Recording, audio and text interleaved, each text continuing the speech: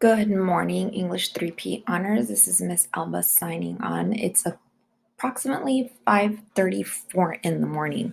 Good to see you. Today is our talk to you. Today is Wednesday, March the 25th, and today we're going to be reading and annotating Mark Twain's very famous essay, The Lowest Animal. Our objective is that after close reading, Mark Twain's The Lowest Animal, you'll be able to analyze the use of satire and irony as a part of the rhetorical triangle, ethos, pathos, logos, to support his argument and his philosophical beliefs.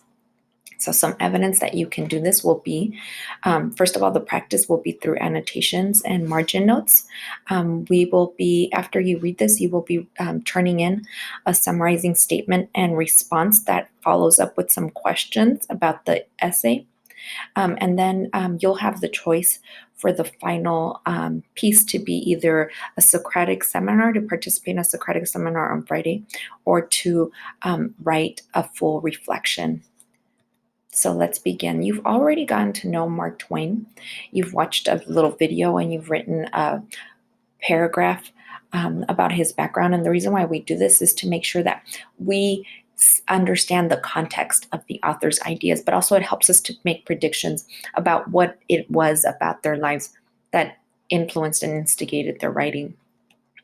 So, quick reminder, rhetorical devices that we usually have been following throughout our high school career is logos, logical appeal, emotional appeals, and ethical appeals. Quick reminders of flag that reminds us of logic. An easy way to see it is the use of numbers, facts. Emotional appeals is very loaded language that makes us either feel sad or angry, and all the range in between. Happy. Ethical appeal establishes credibility and also appeals to your moral values. So we want to find an authority, a feeling of authority, either moral or professional authority. So those are our three appeals. And this is just review. But here are two new terms. We're going to be reading The Lowest Animal to understand American satire and irony. And Mark Twain is very much a realist.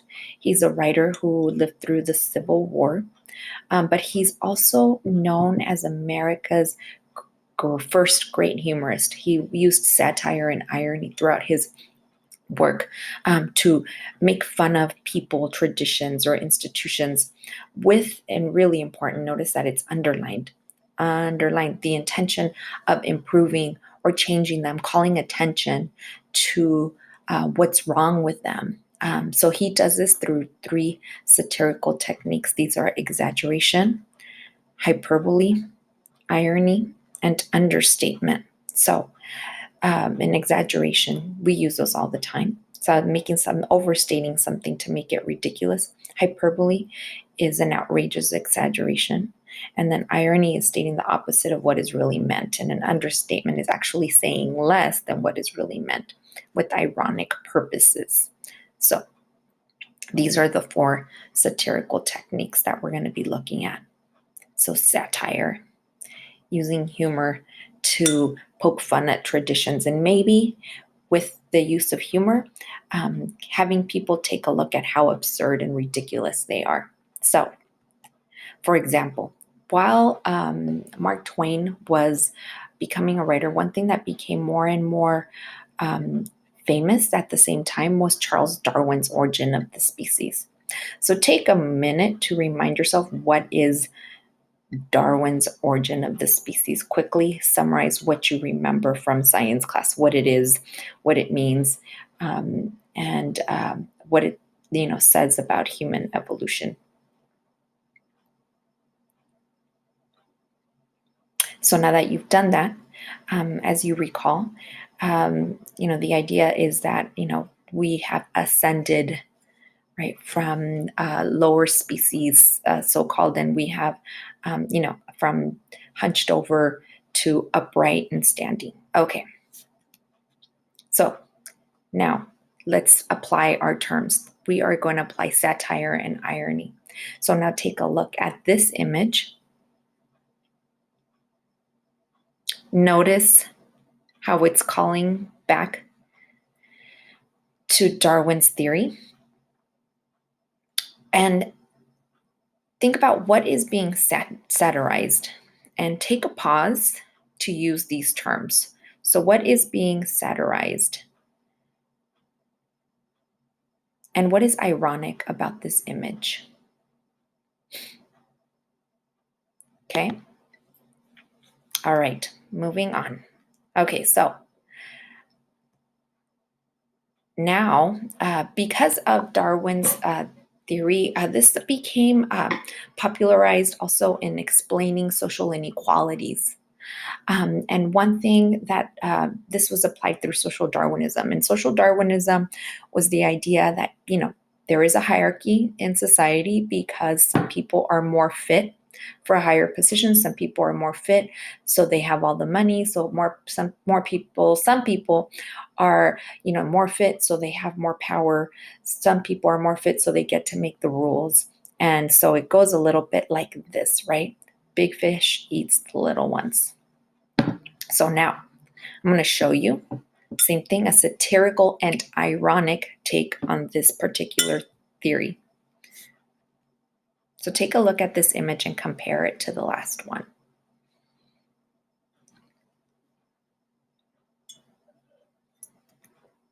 So now let's do the same thing we did in the previous one. So in this particular satirical and ironic take on social Darwinism, what is being satirized and what is ironic about the image? Okay, so there you go. You've answered that question. You've used the frames. Okay, so now you're going to read the lowest animal, and it's really important that you understand that it is satire. It's making fun of people, of institutions, once again, in order to improve, to change them, to call to attention to the absurdities of them.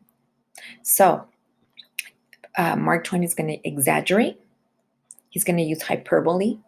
He's going to be using irony, and he's going to be using understatements. So as you read The Lowest Animal, you're going to be using these questions to annotate the essay. So you'll begin. One thing that I recommend, most of you are using Cami, the add-on Cami, but you can either answer directly here or on a, just open up a new document and you can literally have the article, side by side,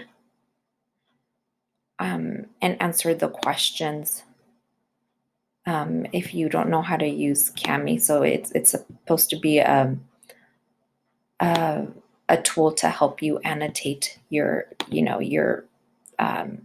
PDFs. So thesis, what is Mark Twain? So you're going to be taking a look at these questions. You'll consider Mark Twain's thesis. You'll consider how he appears to establish an ethos appeal. You'll take notes.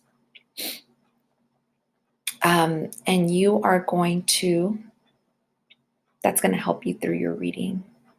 It seems like a very simple essay, but it's really beautiful because it's actually quite complicated, but it's simple at the same time. Very simple. And that's what humor does, is it makes complicated ideas very easy to digest. It's like Mary Poppins said, a spoonful of sugar. So taking a look at this, after you read this and you do your annotations, you do not have to do anything too complicated. Once you finish with that, you are going to go back to our idea, and I'm posting the PowerPoint to make sure that you can go back as you need to. What's nice about the handout that I found is that the paragraphs are already numbered, and you've already done that. The questions will set you up to answer the purpose, central claim, satire, and irony, how he uses that to accomplish it. So after you read, you are going to answer the question. You're going to tell me what is Mark Twain's central claim and argument. Here are some frames that you may use. And once again, this is a video, but the PowerPoint is attached. Then you are going to explain, just like we did in the previous exercises, what is being satirized and what is ironic about the text. So after we are going to be talking about how Twain's essay is also bringing us back to naturalism. And on Friday's Socratic seminar, if you choose to participate, here are the pieces that we are going to be going back to. We're going to be looking for how does he show determinism, objectivism, pessimism, and indifferent universe. And in fact, when you finish this and you set up central claim, how he uses satire, what's satirical and what's the irony of the piece, you're not going to do the soaps as we would in class. Instead, what you're going to do is you're going to create 3 questions to answer the to help us build up to our Socratic seminar. So that's it for today. I hope you're all well. I'm excited to hear your ideas, and I think it would to Socratic seminar is very exciting, and I'm excited to see those of you who participate. If you can't participate, there will be a second option. So either way, I'll get to hear what you have to say. I hope you're well. I miss you, and signing off.